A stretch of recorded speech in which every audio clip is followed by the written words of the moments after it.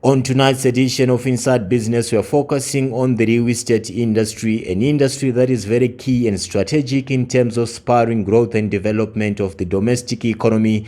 Tonight on Inside Business, we'll be casting our net wide, wanting to get some details in as far as various developments that are taking place within this key strategic sector of the domestic market.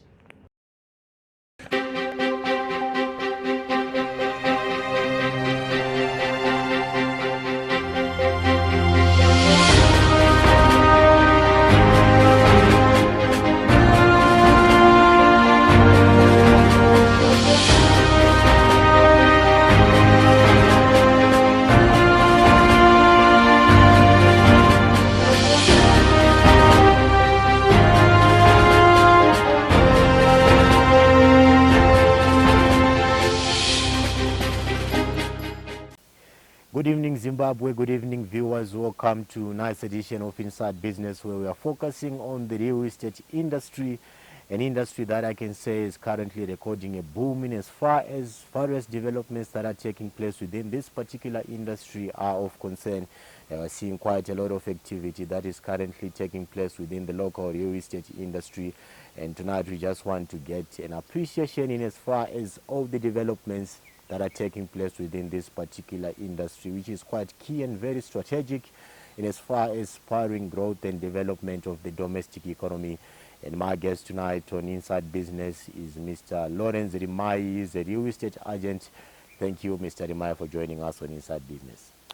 Thank you so much for inviting me to be on show. It's a great honor. All right, Mr. Rimayi, just to start off our conversation, give me an overview about the current state of the local real estate industry in Zimbabwe. We are seeing quite a number of developments panning out within this particular strategic sector of the domestic market. What is the current state of things as far as this particular industry is of concern?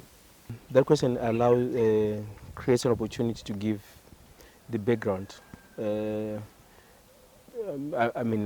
Because for me, I've been in real estate for the past 16 years. And that is since 2009 to date. And I can tell you what I've observed over the past 15 years. I think I've seen more progress in the past 5 years, a boom, so to speak, in the past 5 years than perhaps in the 10 years before that. But what you find is, I think in as much as we are experiencing boom, and there's been talk, on various media platforms, on social media, and various forums, people saying that the real estate in Zimbabwe is expensive, and perhaps people comparing the real estate sector with the region.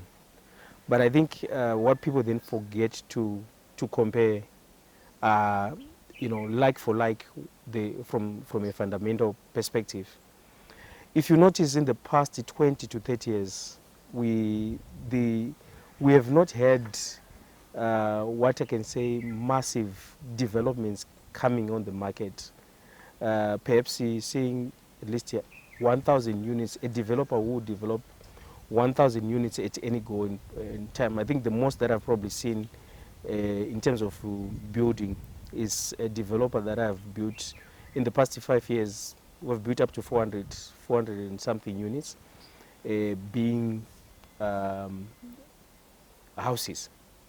But the majority of the developments that have happened, they are mostly people developing stands and then selling them in the form of stands, and that is what most Zimbabweans can afford to pay and do.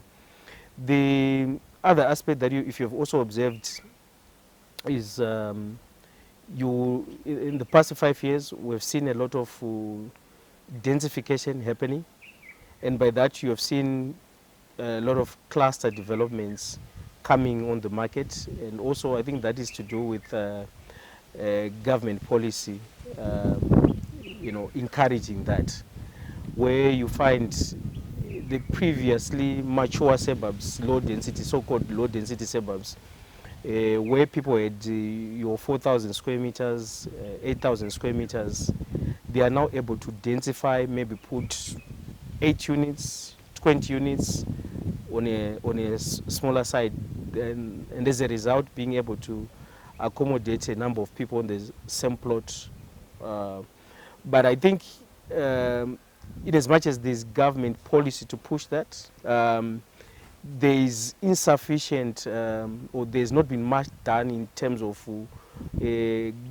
both central government and local government facilitating those kind of developments by putting in the necessary infrastructure. All right, so just to interject you there, Mr. Rimayi, looking in terms of the pricing models that are being applied here in Zimbabwe, and as far as properties of concern, our prices are a bit high, not a bit high, but very high compared to our regional counterparts. Can we ascribe this development squarely on the issue of policy on the part of government? Okay, I think let's look at what then drives the aspects that drives prices. Number one, we must not forget that the population has been growing, and not only has the population been growing, people have been moving from urbanization has also increased. It's unlike the situation which we had 30, 40 years ago. The majority of people are more and more, they are moving to the urban areas. And if you look, for example, the population for Harare, I think you are probably looking at plus 2 million. You look at about perhaps more than 10 years ago, 2012, I think the last census which was done, we're probably looking at about 1.5 million for Harare alone. So the fact that the population has increased, that on its own creates pressure on the number of people, that also the demand. So the demand has been increasing. But the point which I was trying to drive is that the demand which we are currently seeing will increase if we actually have mortgage financing coming on the market. If we have the majority of Zimbabweans being capacitated to be able to buy a property. Right now, the demand which is there versus the supply, the demand is actually outstripping supply to a certain extent, but that depends with different property segments. Because if you look at property, it's a very broad area. You have residential, you have commercial, and you have perhaps Industrial. Yeah, even in some instances where government is also a player. So the fact, if you look at different segments of the market, say if you look at high density suburbs, yes, the property prices have been increasing in terms of one of the reasons that also pushes the property prices is the issue of construction costs. The construction cost is high, definitely in Zimbabwe compared to the region. Why? It's because we import most of the materials. Where we are producing local materials, there's no sufficient, or you could say, there's not enough government support in terms of capacitating our local industries to be able to produce competitively, right? I will give you an example. A bag of cement here, 42.5 in terms of strength, is going for on average between $10 to $12 per bag of cement. That same bag of cement in the region, it's about $6, right? So that's why you find in some instances people who even opt to bring in cement from Zambia or from South Africa because it's cheaper there than how much it costs here. You also compare with your regional players. Our construction cost generally is on the high side.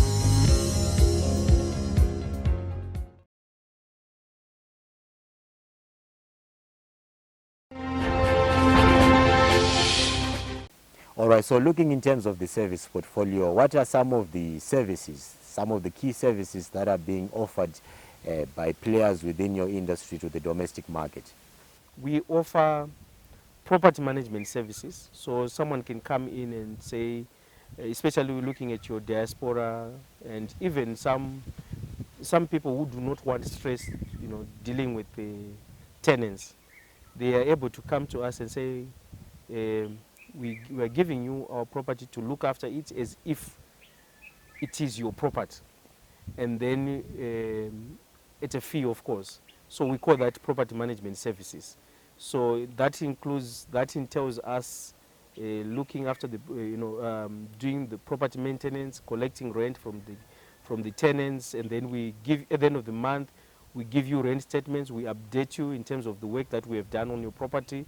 That is the property management services. And then in some instances, someone can say, no, I can manage my own property, but I want you to look for a suitable tenant. By a suitable tenant, we are looking at a tenant that we have thoroughly vetted. We have done reference checks on. We have done credit checks on. We have even done sort of like checked their character. They're not people that are not going to are they going to look well after the property of our principal. So that is that relates to letting and managing someone's property. Then the other aspect that we are also involved in is property sales. People can come to us and they want to sell their house, they want to sell their piece of land, or they want to sell their commercial property. They come to us. When they do that, we also expect that they bring in properties that ideally that have got title deeds, and that in fact, let me just say that have got proper paperwork. When you have given us, we also make sure that we do thorough due diligence before we put the property on the market. And we sell the property for you at a fee, of course, which we call agent's commission. We advertise for you. We make sure that we accompany the clients that come to view the property. We take off all the hassle that have to do with, with the sale of the property on your behalf. The technicalities that have to do with, going to Zimbabwe to do capital gains tax assessment, handing over to the lawyers who are then going to transfer the property from the owner to the buyer. That aspect, if you come to us, we take off that burden from you. All right, so looking on the agent's commission that you have just indicated, is it a fixed blanket fee that is charged by all real estate agents, or it vary from company to company in as far as that commission is of concern? So as estate agents, we have a regulatory body which is called the Estate Agents Council. The Estate Agents Council gives us a minimum base point that we should be able to work from. So the minimum estate agents commission that estate agents are allowed to charge is 5%. The reason why there is a minimum, they have taken into consideration that this is a profession, and there are certain costs that are involved and so forth in selling a property. So they have said at minimum you can charge 5%, and so as a result, no estate agent, no registered estate agent is able to charge anything less than the 5%. If you find a real estate, a proper registered estate agent that is charging less than 5%, they are doing their own thing. In fact, in most instances, they are not registered estate agents. Proper registered estate agents, they make sure that they charge not less than what the regulator allows us to charge. All right, so having said that, earlier on you indicated about a cocktail of challenges that are currently militating against your industry, the real estate industry. Looking in terms of the specificities, in terms of the challenges that you are facing as players within the local real estate industry, What are some of those challenges that you're encountering on a day-to-day basis as players within the local real estate industry? Thank you for highlighting that.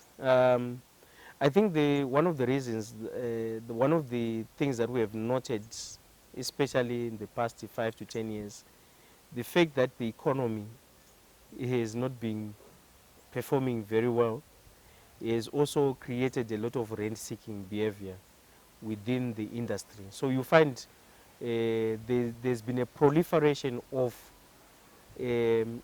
what we call bogus estate agents. In other words, people that are not regulated, as we are regulated players, we are regulated by the Estate Agents Council. So there's been a number of unregistered players, or someone who just wakes up and think that, oh, there is money in real estate, and they have not been trained. They do not have because us as estate agents, we pay to the estate agents council what is called the compensation fund, or it's an insurance policy that we should have, so that in the event that there is any wrong behavior that I do as a registered estate agent, the estate agents council is able to compensate those people that would have been affected from that compensation fund, which is the insurance for professionals like myself. So we've seen a number of unregistered players selling properties or doing property management services, and that as a result, it has created a lot of when members of the public, when they see them, they will just say they are these estate agents, but they are not registered. They are not registered estate agents, or they are not qualified to be estate agents. All right, so still on the issue of bogus real estate agents that are currently sprouting the local real estate landscape in Zimbabwe, how can a potential buyer be able to ascertain whether this one is a bona fide or this one is a fake real estate agent? Okay, so a registered estate agent, like I said, we are registered with the Estate Agents Council of Zimbabwe. The Estate Agents Council, they also have records of all the players that are supposed to be operating as estate agents. So they can check with the Estate Agents Council, and then they can also check with that estate agent and ask that estate agent to give them the valid compensation fund certificate. Because at the end of each and every year, the Estate Agents Council, they make sure that we are audited, because we keep trust monies. Most of the money that we hold in trust, they belong to our either they belong to sellers or they belong to our landlords, and we must have a trust account opened with the bank. Okay, so looking in terms of the recommendations, Mr. Lawrence Rimayi, what are some of the possible recommendations that you'd want to proffer to the government in order to try and spur growth and development within the local real estate industry in Zimbabwe? What are some of those key recommendations? I think one of the things that we have also observed is where we have developments, developers are not being scrutinized to ensure that they comply with all the conditions of the subdivision permits that they are given by government. And I think, you would almost attribute it to corruption. I think that's one area the government must deal with. Because some of the developments that we see, in fact, if you see some of the developments that have come on the market in the past the recent developments, if you compare them with developments that have been done maybe 20, 30 years ago, the newer developments, the roads that are being put after 2 years, after 3 years, the road is gone. So they must ensure that they do proper checks, inspect the roads, ensure that they inspect the sewer. But more important, what government must do is to ensure that those things, the infrastructure is being put in place. Where government is supposed to put infrastructure, let them put the infrastructure. Let them take their role to put the bulk infrastructure. Because at the end of the day, those people who buy stands, they pay rates, they pay, for refuse collection and for sewers and so forth. So government must put in the necessary infrastructure. Then secondly, government must encourage investment, or must create create conditions so that we get cheap money coming to the country. Zimbabwe stops being classified as a risky property or risky investment destination. We get global money, cheap money, and as a result, if we do that, you spare property development and you also get mortgage financing. If we have mortgage financing, our banks are able to lend on a long term. There's predictability in terms of, for those people that would invest, then it will spare development. So those are the things that I would ask from government.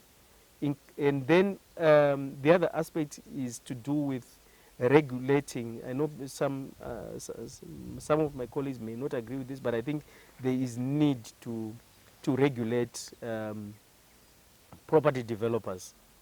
Okay, so how do we do that? Property developers should not, they shouldn't be paid before they have complied with the necessary conditions that are within the permits that they are given.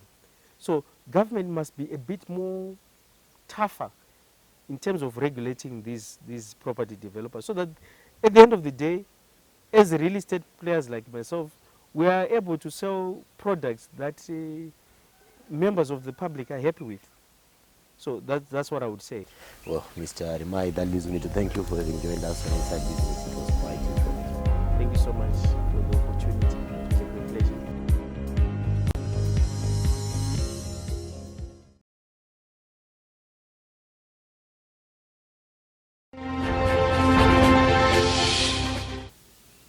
Hello viewers, you're still tuned in to Inside Business, and this is the last segment of the program where we just want to highlight some of the key stories that have been taking place in as far as the local landscape is of concern, looking in terms of finance, economics, as well as business stories are of concern. This is a quick Inside Business market update. Zimbabwe's public procurement system is being undermined by bureaucratic gaps that tenderpreneurs exploit. The Procurement Regulatory Authority of Zimbabwe has warned, calling for urgent collaboration among regulators, procuring entities and stakeholders to close these loopholes. Speaking at the launch of the Methodology for Assessing Procurement Systems MAPS workshop, Dr. Ruskwa acknowledged the existence of exemptions and special arrangements such as bilateral agreements and public-private partnerships which can be exploited in procurement. He stressed that collaboration between regulators, procuring entities, and other key stakeholders is key to close these gaps and ensuring fairness. Dr. Ruskwa said PRA's ultimate goal is a procurement system that promotes inclusivity, transparency, and accountability, offering opportunities for all stakeholders, including marginalized groups, to participate and benefit. Zimbabwe's lithium sector is expanding rapidly, drawing significant international investment and positioning the country as a global lithium hotspot. Fueled by rising demand for lithium-ion batteries, Zimbabwe has emerged as a key player in the global lithium market. Exploration is being advanced by companies from UK, China, Canada, Australia, and Ireland, reinforcing Zimbabwe's position as a global lithium hotspot. This wave of capital not only diversifies Zimbabwe's investor base, but also signals growing competition among global markets to secure reliable access to the country's strategic minerals. Well, that was a quick Inside Business market update where we're looking on some of the stories that have been taking place in as far as business, finance, and economics is of concern. Bringing an end to tonight's edition of Inside Business, where we're focusing on the local real estate industry, particularly noting that there is a boom that is currently ensuing within this particular industry. So we're discussing all things to do with the recommendations, the challenges, as well as some of the key developments that are taking place within this particular strategic sector of the domestic market. This has been Inside Business. Let's meet again same time next week here on Inside Business on ZTV. With me, your host as usual, Chisango.